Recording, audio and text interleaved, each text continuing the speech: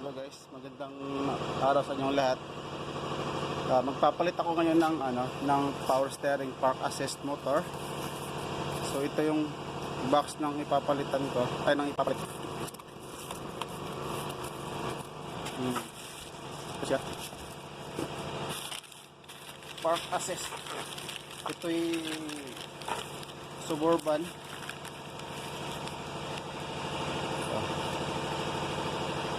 Suburban 20 model, Chevrolet.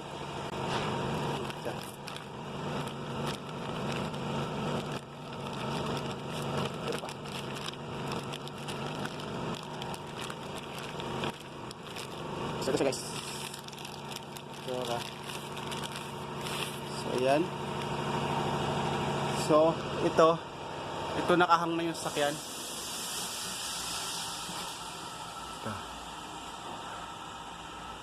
Suburban. So itong papalitan ko kasi dito sa kanya, itong motor na to, ito assembly yan. Kasi alam nyo kung bakit ko papalitan. Kasi problema nito,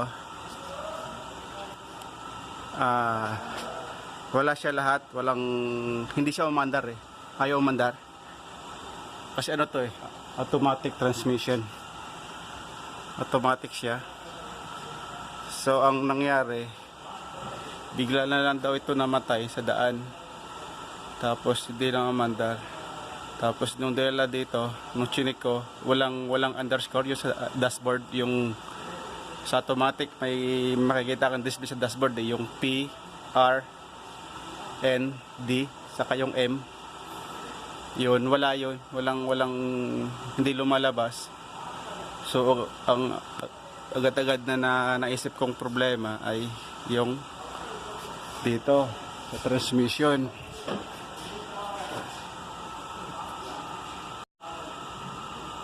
Ito sa transmission, itong wire na to.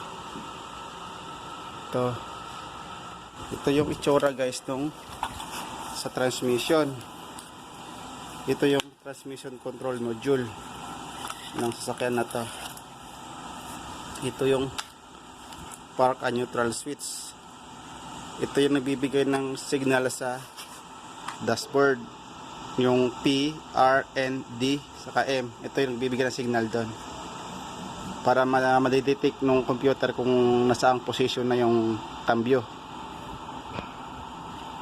So ang nangyari, wala siyang display na ganun, kaya ito agad yung naisip kong problema, napapalitan. Buti na lang meron kaming mga spare ditong mga okay pa na kuminsan ni nagluloko, pero sa mga pa-testing lang okay lang siya, hindi pa siyang gamitin pang testing. So ang wire na to dyan sa nakakabit, yan na yung bilog na yun na item dyan. Dito yung nakasalpak sa mga may pin na yan ito yung mga pin dyan nakasalpak. So ito agad yung una kong tinesting na papalitan dyan, dito sa sakyan na to. Ito agad. Kaso nang pinalitan ko to ng ganito, nilagay ko to, ganun pa rin, ayaw pa rin umandar. So wala akong, kasi nung chinik ko sa computer, lahat walang communication, wala yung sa ECM, engine control module, sa BCM, body control module, sa TCM, transmission control module, wala yung lahat ng related para sa pagpapandar ng sakyan. Walang communication, wala siya communication. Kaya tapos sa ABCM control module, yung ito wala rin sa communication dito. Sa brake naman ito, sa preno, wala rin sa communication dyan. So napaisip ako ngayon, so ang ginawa ko, ito siya yung sa TCM. Ang ginawa ko, itong motor na to sa steering, power steering assist motor, ang ginawa ko, itong wire na to, binunot ko. Binunot ko. Kasi related din to dun eh. Ang nangyari, nung binunot ko ito, yung wire na to, nung sinanggal ko yung wire, tapos chinik ko siya, yun, umandar. Okay siya. Yung sa dashboard na PRND, nasa cambio, lumabas, umilaw. So, ibig sabihin, ito yung motor, yung sala rin. Ito yung motor yung dahilan. Baka ang dahilan to, napasok ng tubig, nabaha. Hindi naman to nare-repair. So nag-request ako ng bago. So yun nga, dumating nga yung bago.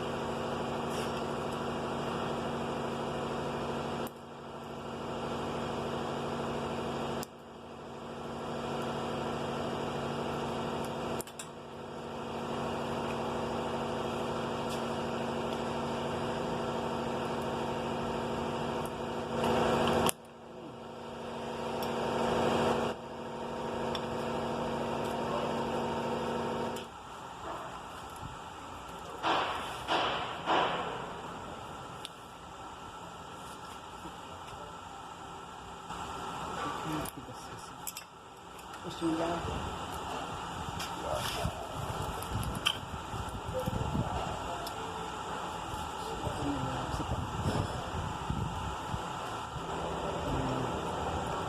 May drone pa siyang nakabukod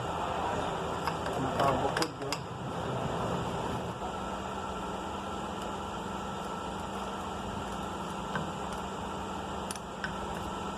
Bagay, nakalagay doon sa isa. Nakalagay sa manual na mayroon pa rin dito.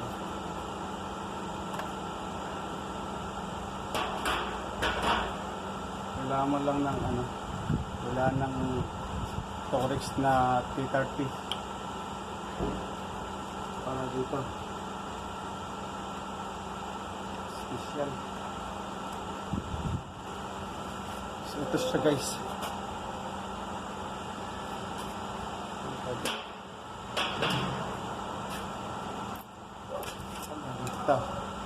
Itong ground mga kadugta. Ayan siya.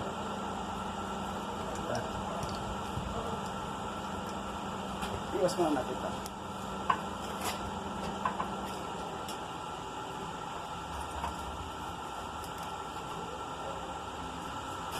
So gumawa ako ng special guys. Special tools para dito. Ginawa ko. Walang 19 mm siya. Tanggal dito sa cover. Sana okay.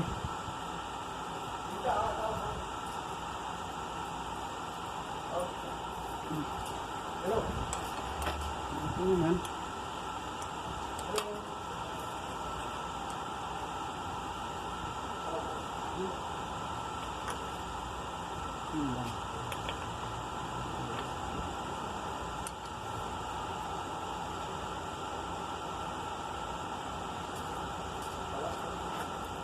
Alas tayo?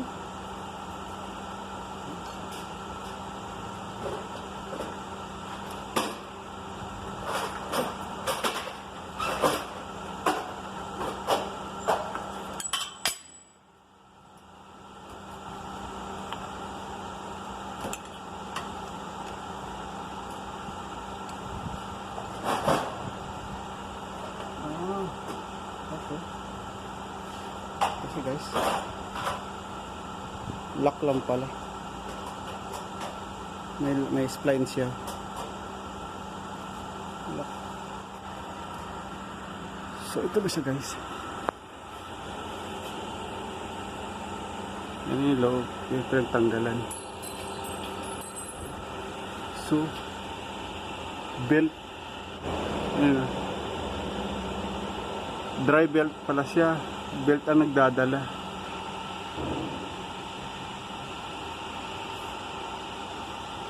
Yung nga belt niya. Kaya pala may warning, bawal sundutin. 1/4 na socket. Tara dito.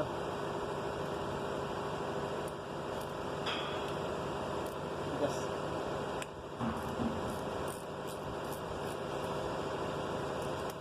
Natin.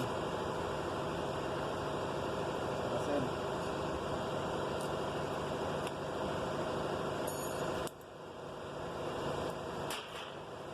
Ayan sir, gamitan ng universal. Ito naman.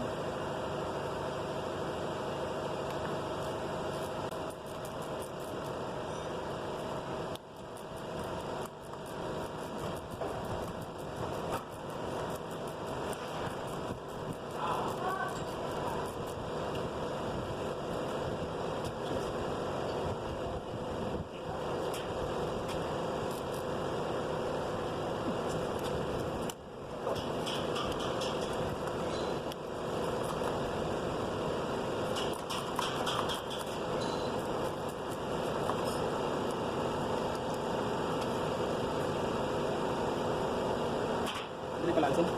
Ang option.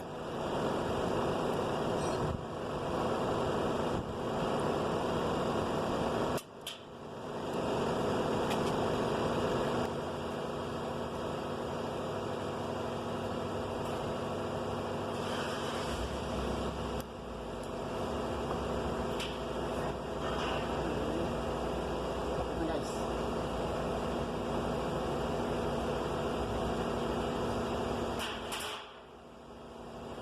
Pangarahan. Yun.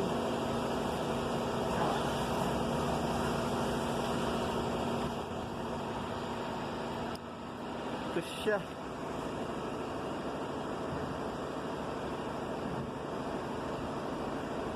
Yan siya guys.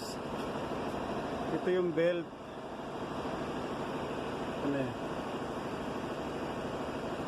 Belt pala siya.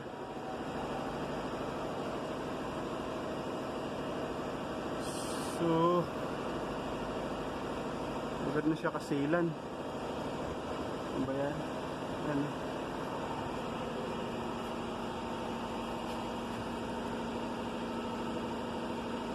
Oh, may guide siya. Hindi ko alam kung ano saan nakatapat itong may spline sa'yo. Yan ah. So ito guys, wala namang sinasabi na mayroong timing itong gear. Wala namang sinasabi na may timing. Curious kasi ako kasi nung ito, yung migatla siya. Ito. May spline siya. May spline din. Pero ang ginawa ko, pinagtapat ko na lang. Pinagtapat ko na lang. Pinagpareho ko na lang. Masana patapat tong gatla. Kasi wala naman ditong sa SI. Wala namang sinasabing na may timing. Ito, tingnan ko eh. Service information. Wala namang sinasabing kailangan ng ita-timing. Yun lang yung sa pagtitensyon ng belt. Kasi belt drive siya. Ito, belt drive. Yung nga lang, pagkakabit, kailangan medyo ikutin ng clockwise ng konti ang motor. Sa kailangan may torque wrench na gagamitin. Kasi wala akong torque wrench, kaya tansyahan na lang. Kaya tansyahan na lang ito pagkakabit. Tansyahan na lang yung higpit ng belt. Saka, mayroon naman guys, hanggang dito naman yung ano eh. Yung dating tinanggal, kaya gayahin ko na lang ito. Sundan ko na lang itong marking ng dating tinanggalan, yung dating motor. Yan lang gayahin. Hindi pala kasamang ano. May makasama na siyang bolt saka itong o-ring. Kaya paglalagay ito, lagay ko na pating grasa para dumikit to. Dito yung o-ring ilalagay na yun eh. Part na to. So guys, kakabit ko na siya.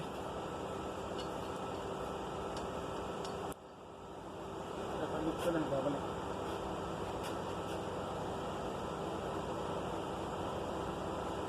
Kaso, sa sasabi doon sa manual, kailangan ng torque wrench para sa belt. Yung higpit ng belt ay wala naman torque wrench, kaya tansyahan na lang ito.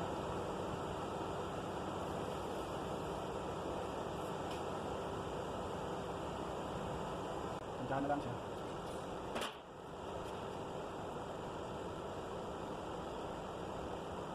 Kailangan to.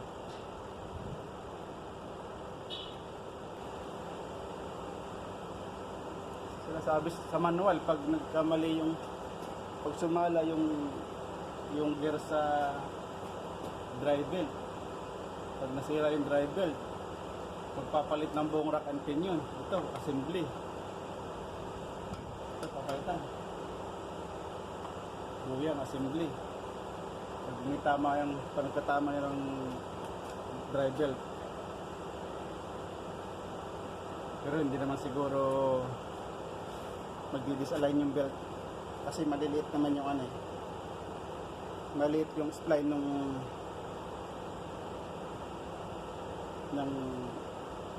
gear. Hindi naman siguro sala yun. Yan o, diba maliit yung spline, maninipis sa mababaw, kaya siguro okay lang yun.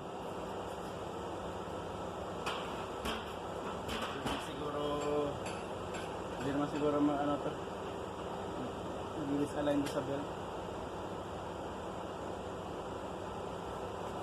Pero sabi, ikutin daw ang steering wheel ng half both side, kaso kung na maikot yung nakataas, silipin ko na lang dito.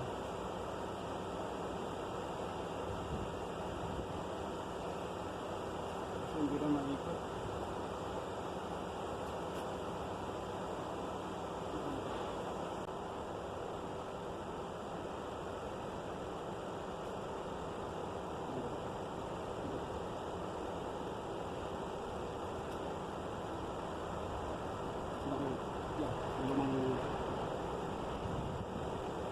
Okay naman siguro kasi pag pinipihit ko yung gear niya,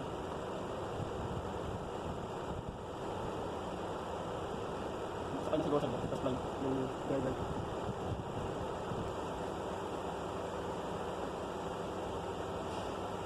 Okay na siya guys.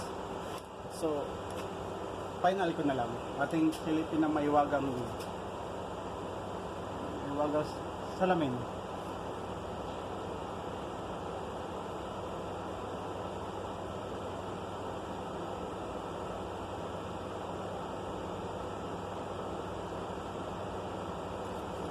Okay na siguro to. Okay na siguro to guys. Hindi yung last na higpit nito. Kailangan na. Hindi na rito kailangan guys ng torque wrench. Kuha nang itong sagad na. So susunod ko lang sa dati niyang position. Dati yung pwesto.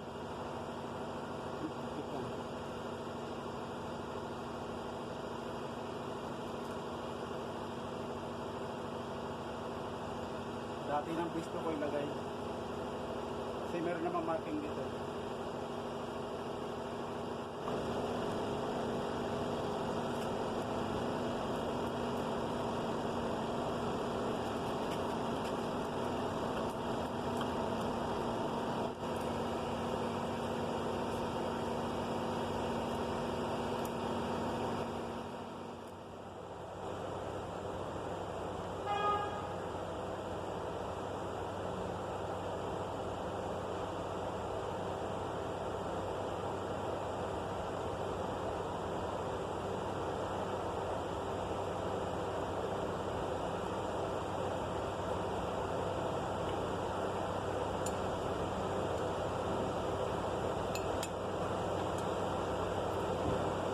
Siguro yung guide na kulay.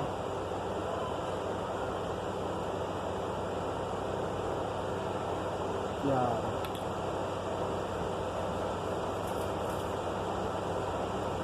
Okay. kasing kulay, may guide siya rito. Naikabit ko na yung mga wire, mga socket. So ito saka itong isa walang lock, pero ito meron to. Ito yung lock na yan. Yung dalawang maliit wala na yan, hindi ko na iwan siya napunta yun. Ito kaya ng isa nasira na. Ito guys, kabit ko na. So chichikin ko na to, paandarin ko na, sana magiging okay. Ayos yung pagkakabit ko. Sana walang problema.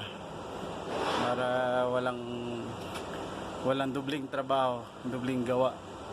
Sige guys, tara paandarin natin. Ito guys, chichikin natin.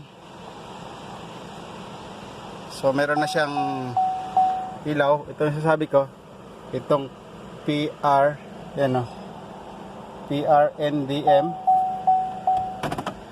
Yan, meron na siya. Pero dati nung hindi ko siya pinalitan, wala yang lumalabas. Pag nakakabit yung lumang wire na yon sa luma na motor, walang lumalabas. Check natin kung okay na ba. O yan. Sablay guys, sablay. Tigas. Tigas na steering.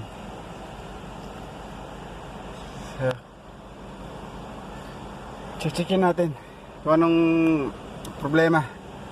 Ano ba yan? Ito na yung ginawa ko yung scanner. Ginawa ko yung DI, multiple diagnostic interface. Nandito siya. So patay ko muna. Ayun. So ayan na. Titingnan natin yung DTC kung ano. Pero pass na siya. Power steering control unit, electronic control unit. Pero pass siya.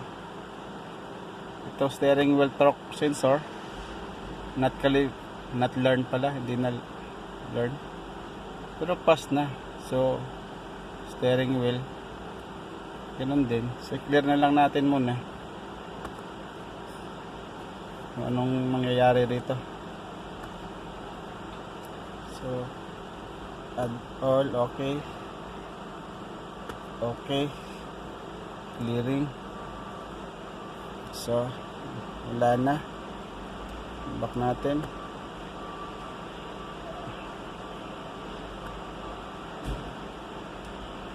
Wala na siyang DTC. So pandarin ulit natin.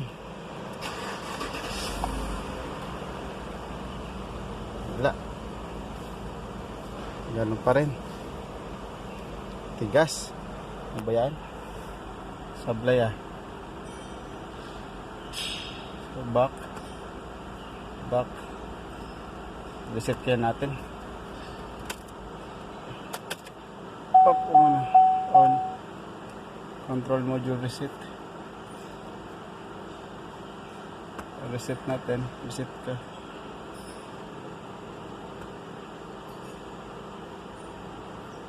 Wala naman.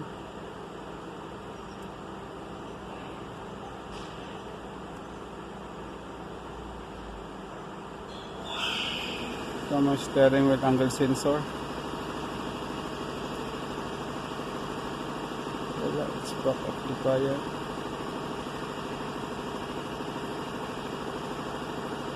Steering column lock.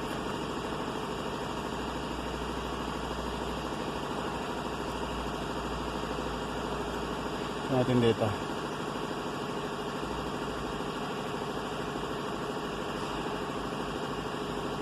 Wala siya. Ito nang ulit.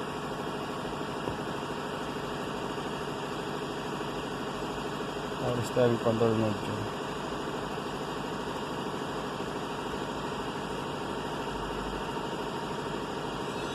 Wala naman ng DTC.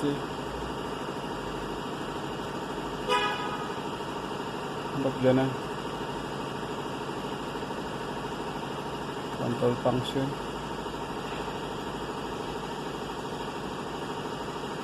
Wala.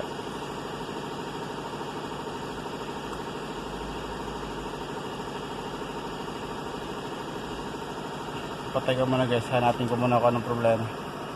Guys, okay na siya. Ayan, malambot na. Ayan. Malambot na yung steering. Ang naging problema pala, kaya pala tumigas, kaya pala matigas, diba? Ito kasi nung nasira yung module na yon, yung sa steering, ano siya kasi wala lahat ng communication, konektado lahat itong sa BCM, sa ECM. Yung BCM kasi yung body control module, yung ECM is engine control module, pero yung ibang tawag dyan ECU, engine control unit, pero sa mga Chevrolet GM ang tawag ay ECM, engine control module. Tapos yung dun sa TCM, transmission control module. Tapos dun sa sa preno yung ABS, bali siya ABCM, engine electronic brake control module, yung sa ABS nya. Pala, may mga DTC pala sila, yung history niya, yung dating problema, yung history niya kailangan palang i-clear lahat. Yung DTC, yung drawable code niya, kailangan i-clear lahat yun ang ginawa ko. Tulad nito, yan, hindi ko pa na-clear kasi hindi ko pa napasok kanina to. May mga history niya, pero pass na siya. History yung mga dating naging problema bago ko siya palitan ng motor, ng power steering assist motor. Yan, ito yung mga problema niya. Kumbaga nagiging na lang siya, konektado na lahat. So i-clear ko na lang to. Hindi ko na-clear kanina lahat Kaya nung ni-clear ko na-clear na yung mga DTC, diagnostic trouble code, yun, naging okay na yung manibela. Back to normal na yung lambot niya. So ito kasi pinasok ko ito engine control module. Yan Ito kasi yung walang communication nung hindi ko napalitan ng motor. Ito guys, yung ECM, itong transmission. Ba't ko na-click? Pero checkin na rin natin kung mayroon sa DTC. So wala.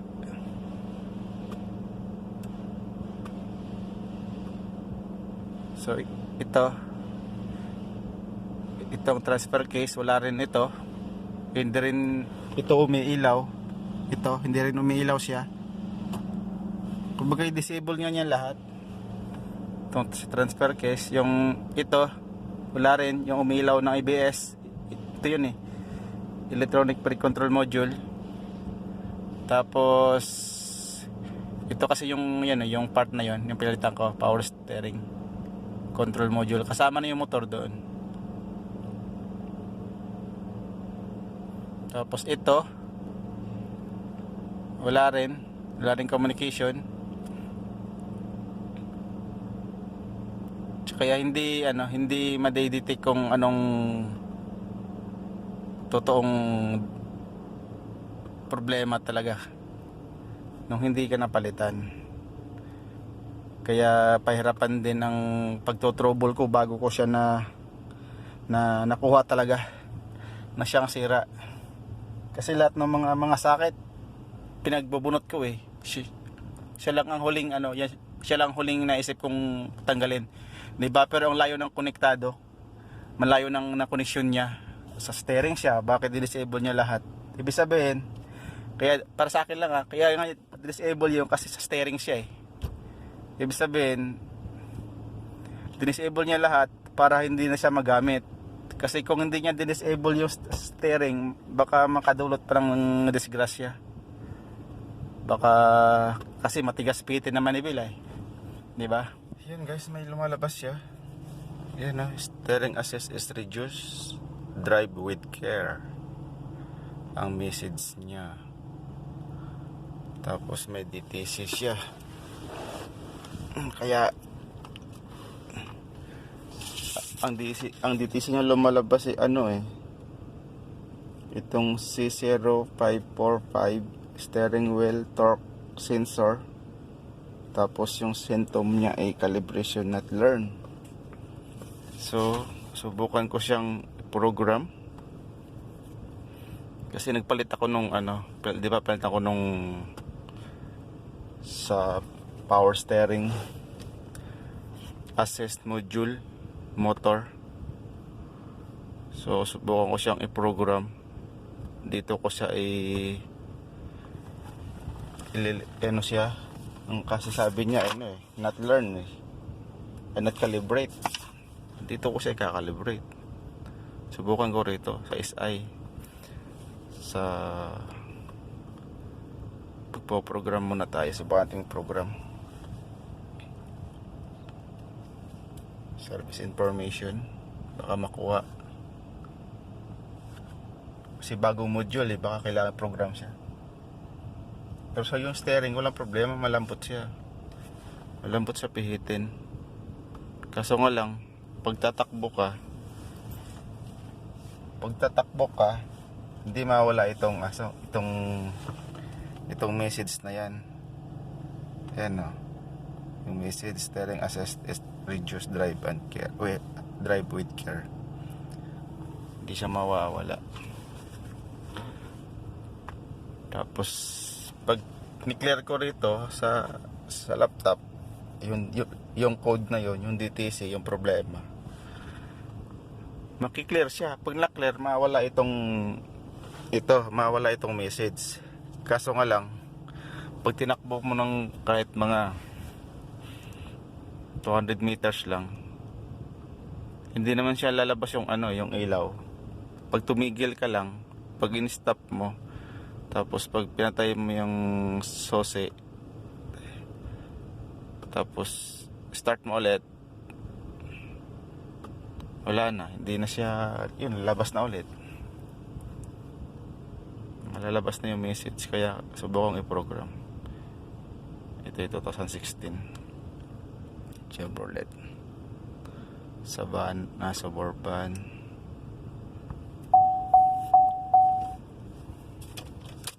Patay ko muna ang makina.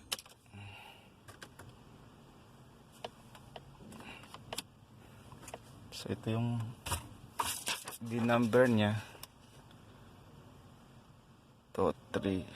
Tama naman. Kaso ngayon bago na ngayon yung rules sa GM. Kailangan na ng job card number. So ito, open ako ng job card so kukunin ko yung whip number na to. Itong enter ko dito ko enter yung whip number na yan, na itong 165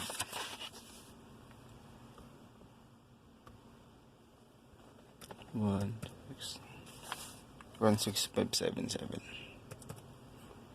Diyan ko siya. Pag wala ka nitong job card, di mo siya dati kasi walang ganito itong job card number. Ngayon meron na So hanapin natin dito kung alin yung ipoprogram natin.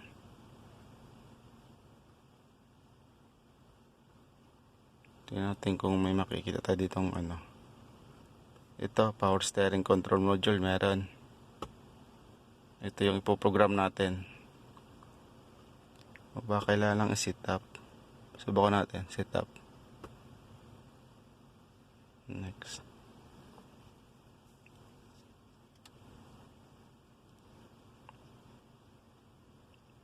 May loading. Medyo matagal-tagal guys. Nalini yung kamay ko sa hawak ng camera.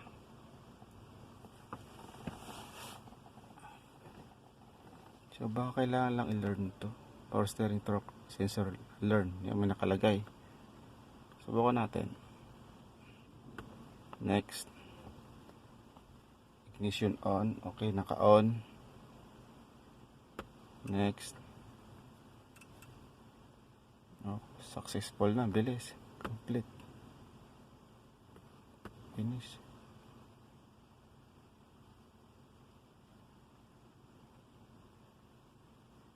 Tingnan natin ano mangyayari.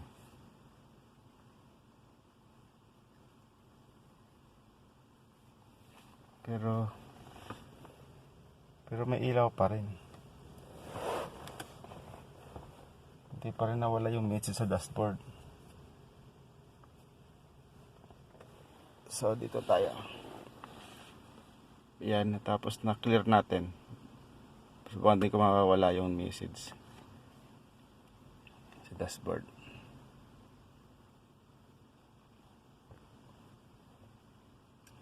Sana mawala.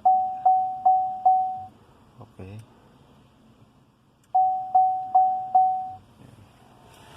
Pag tumutunog may nagbabago ito. Yun, nawala. Sana ito na yung sagot, guys. Kanina pa ito pabalik-balik. Pag dine-delete ko, pag declare ko yung DTC, babalik. Pag tinakbo ko, babalik. So close na natin to, guys. Check-in ko ulit, tatakbo ko ulit, subukan ko ulit test. Okay, log out muna tayo.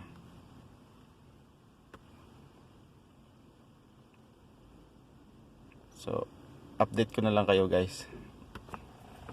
Magro-road test muna ako. So ayan, guys, road test ko muna siya. Maano lang ito, malapit lang ito, guys.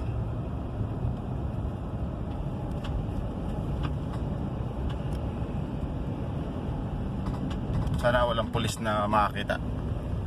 Walang pulis na doon. At bawal ito.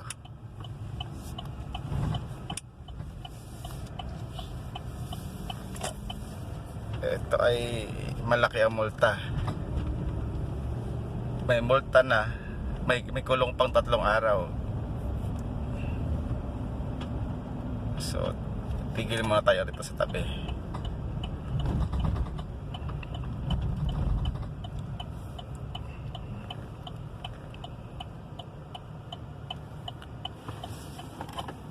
Okay, checkin natin, walang message.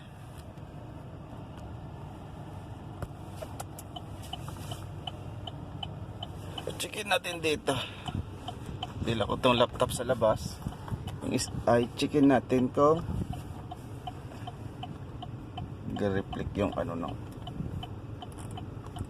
Replace natin, din natin kung may lalabas pa. Subak na lang natin. Tignan ko may lalabas. Wala na, guys. So baka ko patayin. Off ko yung engine.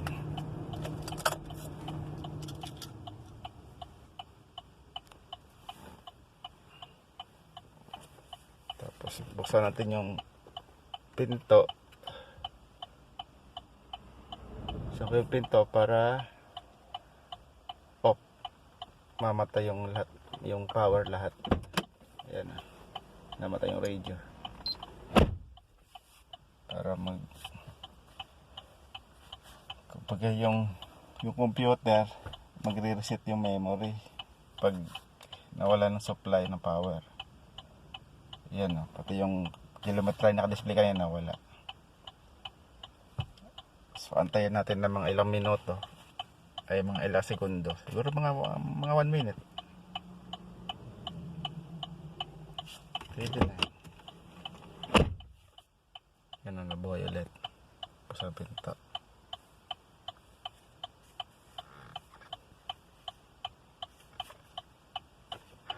Diba? Ang tahimik ng lugar.